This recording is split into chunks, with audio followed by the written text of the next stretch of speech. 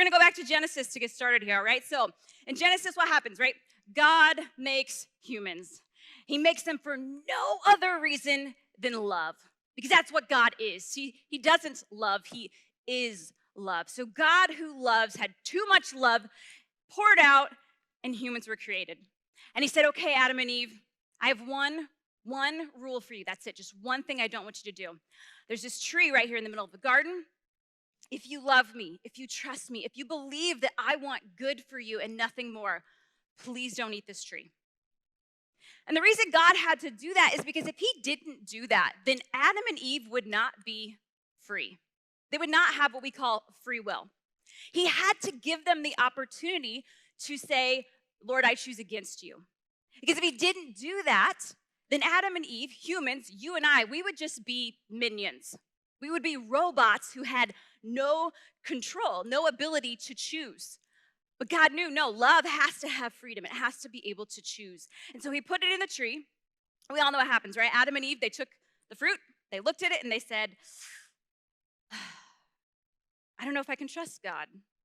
I don't know. He says that what's going to make me happy is not eating of this tree, but I just don't know if he's that good. I don't know if he knows me so well that he knows that that's not going to make me happy. I think it might make me happy. And what do? They take the fruit, they eat it.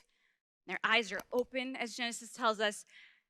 And in that moment, sin enters the world. And I got to imagine that God's heart broke because he was like, oh no. All I wanted was to be with you. And now there's a separation between us. You see, what happened when Adam and Eve ate of the fruit is they separated themselves from God. If you want to think about sin in a very easy, simple way, think of it this way. Sin is anything that separates us from God. Anything that puts distance between us and God. Because God, he created us out of love and he just wants to be with us. And when they sinned, it wasn't God pushing Adam and Eve away. It was an Adam and Eve taking a step back from God and causing separation between them. And so in that moment, sin enters the world and Adam and Eve see things differently and their eyes are opened in a new way because all of a sudden they see the world without trust and love in God. What do? They hide. They're like, oh no, what do we do? They're embarrassed, they're ashamed, they're afraid. And so they go and they hide. When I was a little kid, I was about 5, 6 years old. I was over playing at my neighbor's house and Mrs. Gregory was outside with her 2 daughters, Caitlin and Jane, and we were running around and I had this idea in my mind that I was going to jump the steps, right? Remember this as a kid, like you'd get on one step and then you'd jump down and you'd be like, that was easy. So you didn't go to 2 steps and you jump, and then 3 steps, you'd be like, oh, it's a little high, right? But you'd go for it. And then like step 4 was like, I don't know if I can do this. Well, I thought I was gonna clear an entire half flight of stairs. That was my plan. I was like, I got this. This is gonna be so cool. But here's the problem. We were outside. These are concrete steps and there was a driveway. And I was trying to think like how to explain this because I got a running start on it. And I was like, oh, I know what I'll do. I can go to Google Earth. Google Earth will show us like what's up. You can actually see this. And so I go and I look at my old house on Google Earth and I get to my house and then like I'm panning down the street. And guys, like this brought the hugest smile to my face. Look at this. Look at this slide here. Not that one. This one. Okay, do you see the shadowy figures there? Oh shoot, it's kind of hard to see. Like next to the car in the trees are my neighbors. As the Google car drove by, they waved at it. Isn't that awesome? There's Mr. and Mrs. Gregory. Like, so I scan down and I'm like, oh my gosh, it's my neighbors. Like, there they are. Oh, it's a little dark. You can't quite see them, but Mr. Gregory, I promise, he's waving at the Google car as it drives by. So awesome. Okay, so do you see those stairs, that half step? So I was running on the grass and my plan was to clear all those stairs and jump onto the driveway. This is the place. Isn't that cool? I was like, man, I can actually like show them the scene. So here I am. I'm running. I jump and I bite it like hard. I skin my knees up, like blood's like running down my legs into my socks, right? Like it's bad. And Mrs. Gregory's like, can I help you? Do you need me? Like, what do you need? And I'm just like, no, it's fine. So I like whimper home to my house and I come inside and my mom sees me and she's like, oh, honey, what happened? And I say to her, I tripped. And she's like, you tripped? I said, yeah. And she's like you just were walking along and you tripped? And I was like, I totally hid the truth from her. I hid the truth from her because I was afraid if she knew the truth, she'd be mad at me. She'd be disappointed in me. I was being so heedless, right? Like, who tries to jump down 6 stairs on concrete? I do, apparently. And so I hid the truth from her, and she was like, okay. So I go about my day. I actually physically go hide at this point. I go down in the basement. I'm like, I don't know how long this is gonna last. She's probably on to me. So I'm downstairs playing in the basement. My mom's outside talking to sweet Mrs. Gregory, waving at the Google camera, Mrs. Gregory. And Mrs. Gregory's like, how's Lisa? Is she okay? My mom's like, yeah, what happened? And she explained the whole story to her, which was obviously not my story. I just tripped, blood in the socks, oops, just tripped, Mom. So my mom comes back inside, and she comes downstairs, and she's like, Lisa, I just talked to Mrs. Gregory, and she told me that, honey, you didn't just trip. Like, she told me what happened. And so I'm like getting real nervous. I'm like holding back tears, like, oh shoot, I got caught. Like, what am I gonna do? And I'll never forget this.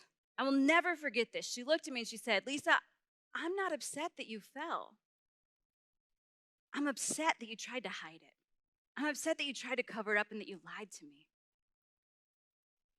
See, just like Adam and Eve, it's our tendency when we do something wrong, when we make a mistake, that we want to hide.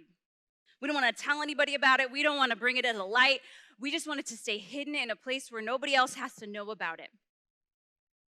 Just like Adam and Eve, that was me. But here's the thing, when we do that, we keep things bound in, and we can't break those chains when they're hidden. And God himself, he knows you're going to fall. Like, that doesn't surprise him, right? He knows us from the beginning of time. Adam and Eve fell. He knows we're going to make mistakes. He knows we're gonna do sinful things. He knows we're gonna mess up stuff. But his question to you isn't like, oh, if you fall. It's like, when you fall. And when you fall, what do you do about it? That's what God's concerned with. What do you do about it when you fall? Because we're all gonna fall in this life. It's just a part of being human. Do you turn to God? Do you run to him? And do you say, listen, Lord, I messed up? Or do you try to keep it a secret and hidden and think, oh, it's just going to solve itself? In the Gospels, we hear stories all the time about people running to our Lord in their brokenness, coming to him and saying, listen, here's where the pain is. Here's where the hurt is. Lord, can you help me? Can you heal me? And oftentimes, these are physical healings that we see. But usually, in fact, always, what the Gospels are trying to show us is this physical need is representative of a spiritual need. Those who are sick, those who are blind, those who are hurting. It's not just a physical pain that's going on. It's a deeper spiritual pain. And one such story comes to us in Mark chapter 5, verse 24 to 34. It's a story of a woman with a hemorrhage. For 12 years, she has a flow of blood. I always pictured it on her brain, but then I'm like, she'd probably be dead, I would think. I don't know, I'm not a doctor, right? But for 12 years, she's fighting with this pain in her life. And it says here that she goes to doctors. Let me read it to you here. She says, and there was a flow of blood in a woman. Sorry, let me back up.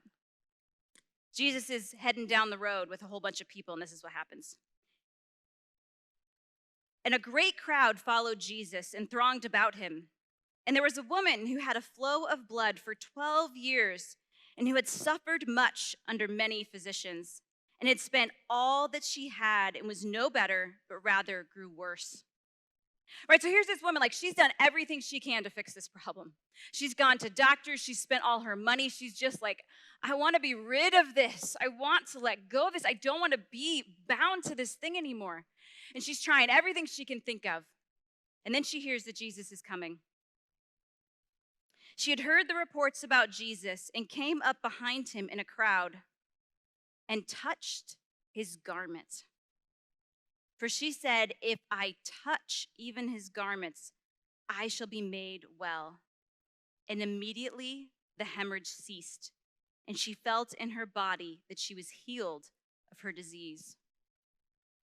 You see, she ran when she heard Jesus was coming, and she didn't even have to ask him. She was like, if I could just touch him, if I could just be near enough to him to get the hem of his garment, I know he's going to heal me. I know that he will take care of this thing that's been plaguing me.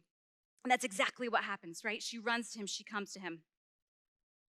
You know, I love this story because we are the hemorrhaging woman. That's us. We all have brokenness in our lives, places that need healing. And she's an example to us of what can happen when we bring that to Jesus, when we're not afraid to bring it to Jesus and say, Lord, I need you here. I need you in this place. I need you in this brokenness. God just wants to be with you. That separation that happens between you and him and sin, he doesn't desire that any more than you do. He wants to be able to heal you. He wants to be able to be back in union and communion with you. His heart longs to be with you, but as long as we are in sin, we are separated from him. But he always gives us a way to come back. Whatever that sin is, whatever that thing is, however it is that you fall, you can do it 1,000 times. And if you come to him and you say, I banged up my knees, Lord, he will every time say, come here, I love you, I forgive you. Let's start again. Let's start over. We can do this. So how? Let's get practical. I said we were going to talk about the how. How do we free ourselves? How do we get to that place where we're not bound to things, bound to these addictions in our lives? The first step is always going to be a return to the Lord in the sacrament of confession. Go into reconciliation.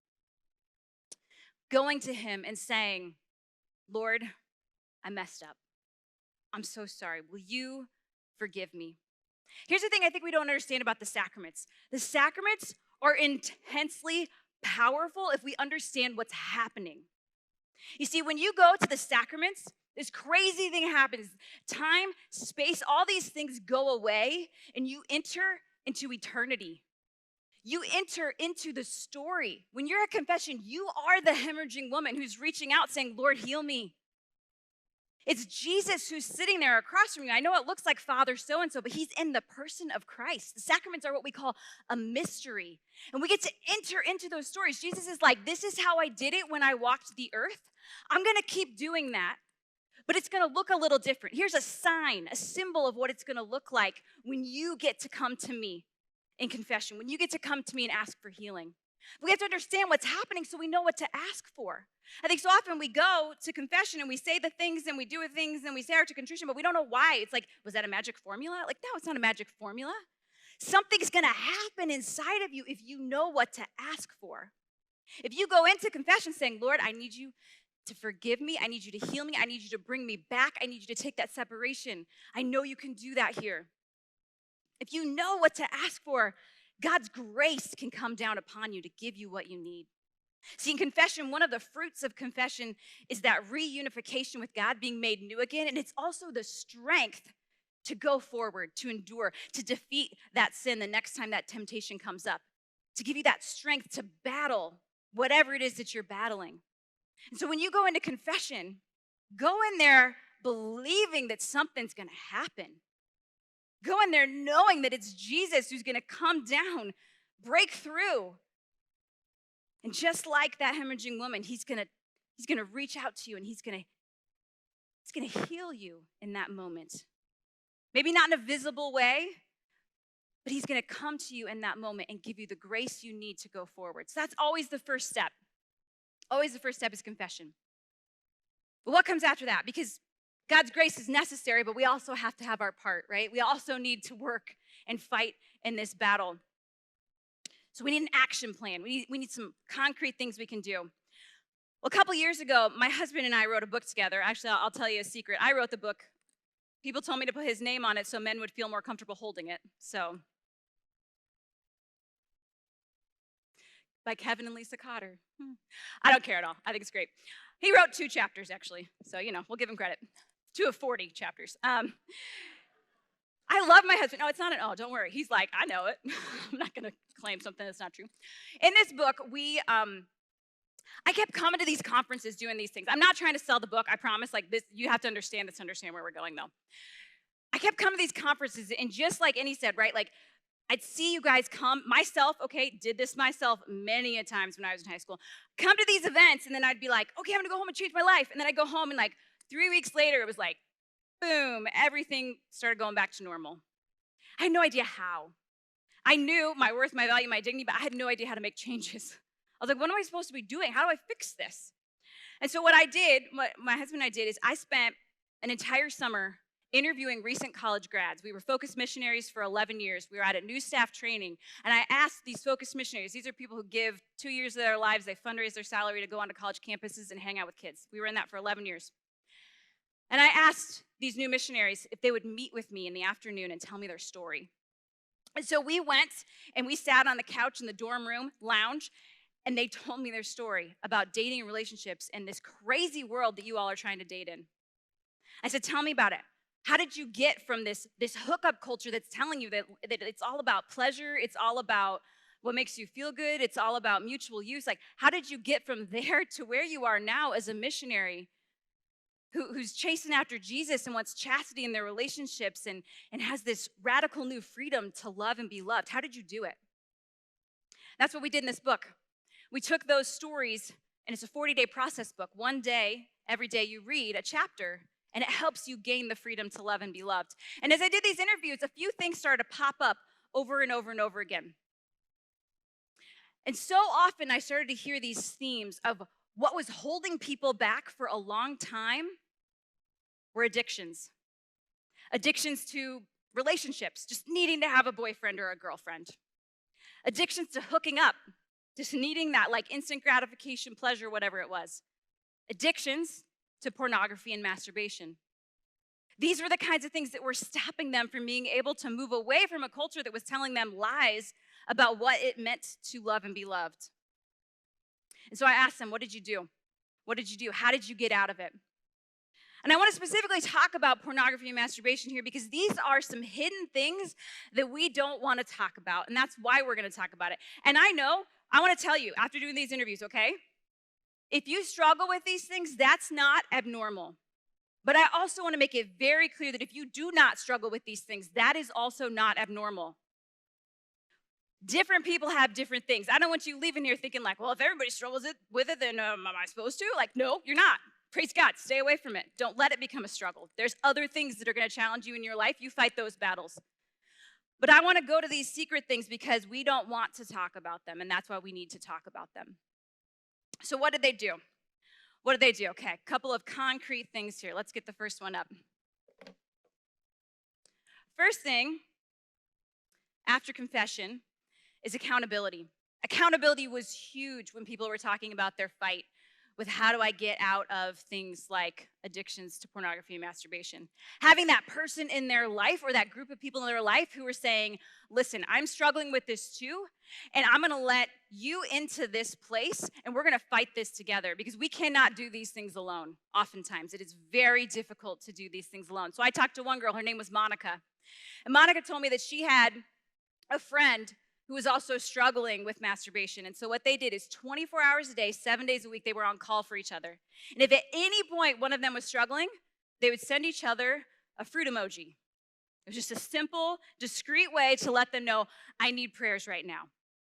And that gave each other the strength to know, like, yep, right now I'm struggling with this, but somebody's praying for me, somebody's known, I've vocalized it, which is gonna help disseminate it. And then they would, if they could, call that person, or if they could, even just meet up at a coffee shop, whatever it was. They were in college together, so they were on campus. They did whatever it was to support that person in that moment. The second thing they did for each other is if one of them did fall, they made a promise to each other. If one of us falls into this sin, then the other person is going to fast for them for 24 hours. For 24 hours, they were just going to drink water. That's it. For the sake of that person. You might be like, why? Why do you need to fast for that? Well, fasting is one of those amazing ways to get out of some of these addictions because what it does is it shows us that we are in control of our bodies and our bodies are not in control of us.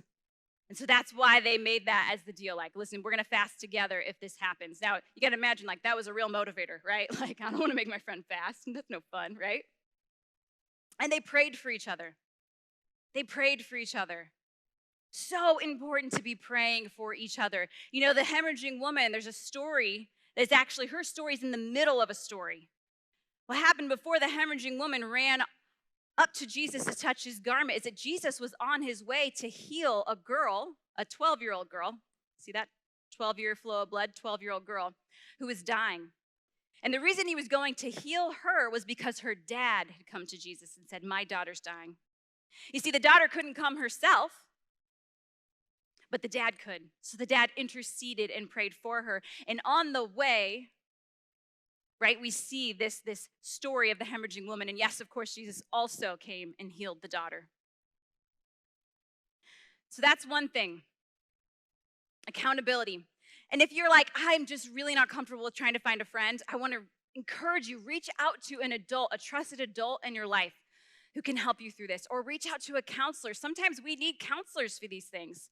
These things can become big and tough and scary, and they can be kind of muddled with other things. And so reaching out to a professional counselor can be an amazing way to help start you on your journey to breaking free, to taking steps forward in these kinds of addictions.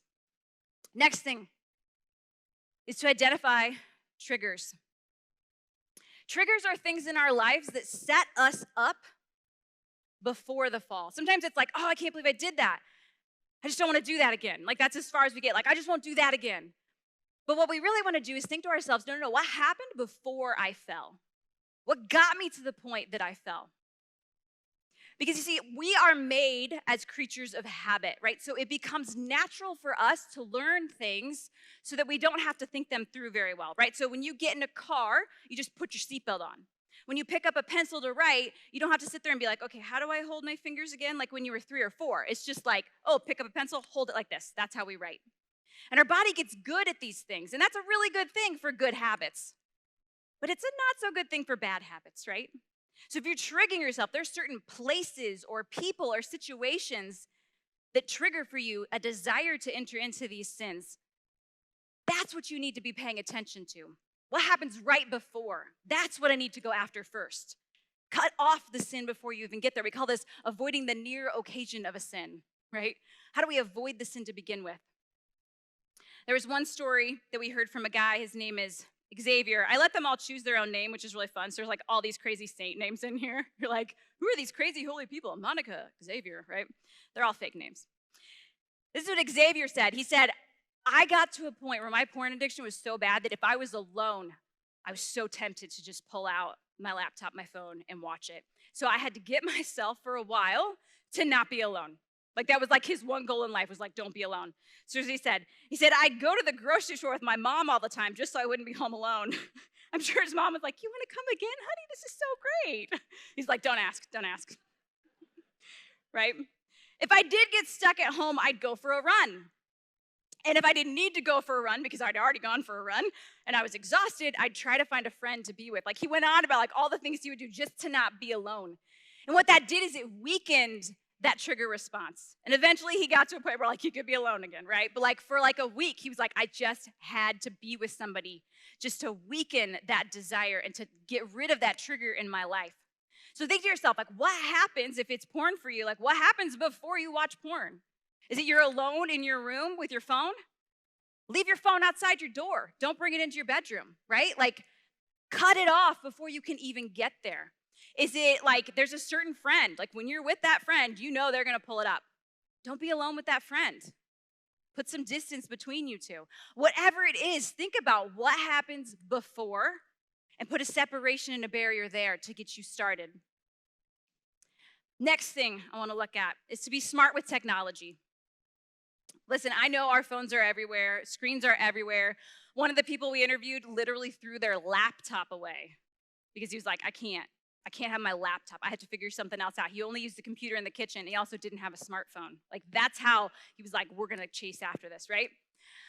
So we have to be smart with technology. So ask yourself, are there certain apps that like every time like you get on your phone, that's the app you want to go to and you know how to find whatever it is that's going to tempt you pretty quickly on your phone? Delete that app. Get rid of it. Maybe it's setting time limits for yourself. Like, oh, I can only do only giving yourself like 30 minutes on your phone a day. That way you don't want to waste it on unimportant things when you need your phone for things like texting or communicating or whatever it is, right? Be smart with technology. Get rid of those apps that lead you to temptation and fill that spot up with something else that's going to make you more holy. There's tons of great Catholic apps out there. Tons of great content that you can download. Let that be the only thing that's on your phone. Because the problem is sometimes we get rid of stuff in our lives, and then that space is empty, and we have to fill it with something, or we want to fill it with something. If we don't fill it with the right thing, The old things are just going to move right back in. So find a replacement for those things that you're getting rid of, whatever it is. There's also an amazing app by Life Team called the Victory app. Do you want to be smart with technology? I encourage you to download the Victory app. It helps you track. It helps you make progress. It helps give you tips and how you're going to do this. Phenomenal resource. Check it out. And the last thing I want to share is to remain hopeful. Remain hopeful, you guys. Listen, we're all going to have our things, okay? You're going to fight with sins. You're going to fight with addictions your whole life, which might sound like really bad news.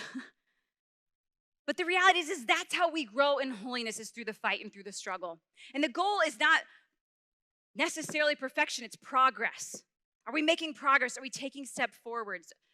Are we moving forward slowly? And being patient with yourself, okay? Please be patient with yourself. Listen, Jesus is the divine physician, and he knows how to best heal you. Sometimes as the divine physician, he's gonna come in and he's gonna be like, surgery, it's gone. And you're gonna be like, that's amazing, Lord. Like, I've had times in my life where I've had sins in my life, and it was just like, done, Jesus, I can't do this more. Alcohol, that was an alcohol thing for me. I was like, I can't drink anymore, Lord. And like, I wasn't like an alcoholic, just to be clear. But I was underage drinking, and I was like, I'm not doing it anymore. Like, grace of God, it was like a surgery, it was done, right? But then there's other sins in my life that, like, God knows if he tried to do a surgery on that, it wouldn't work. And so what he's done instead is he's like, let's go to physical therapy, right? Like, we're gonna do 10, you're gonna work out once a week on this thing over 20 weeks, right? No good doctor would be like, okay, you need to go to physical therapy, so do all 20 sessions tomorrow, right? No, like, God knows how you need to be healed in these things. And sometimes it's gonna be a progressive movement. And you need to be patient with yourself. And you need to trust that Jesus, the divine physician, knows what he's doing. Of course, he never rejoices when we fall. Like, that's not what he wants for us. But he's patient with us, and we need to be patient with ourselves as well. So I want you to remain hopeful. I want you to know you're not in this fight alone. I want you to know that everybody here, like, we all want to be near to Jesus. But sometimes we need encouragement. Sometimes we need someone to come alongside of us. And you are here in this amazing place with an amazing community. So if this is stuff you're struggling with, I want to encourage you to reach out at some point today to your chaperones, to your priest, youth minister. Definitely get to confession, okay? Be free of that. Like, let's start over, all right? Like, let's just clean slate it. Whatever it is you need to do, maybe maybe you're like, I know, yep, my friend, they struggle with that. So do I. Get together, talk, come up with a plan for what you're gonna do. Do not live in fear, do not live in chains, do not live separated from God. That's not what he desires for you.